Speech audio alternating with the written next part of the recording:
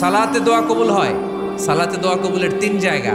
একটা হচ্ছে তাকবীরে তাহরিমার পরে আমরা সানা পড়ি না, আমরা তো একটা পড়ি।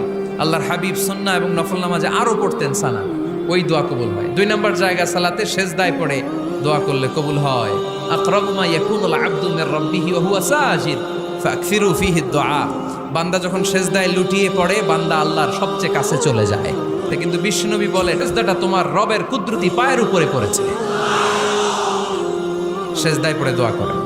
সালাম ফিরানোর আগে বিশ্বনবী দোয়া করতেন, লা ইউসাল্লিমান্না আহাদুকুম হাত্তা ইয়াতাআওয়াযা মিন আরবা'a।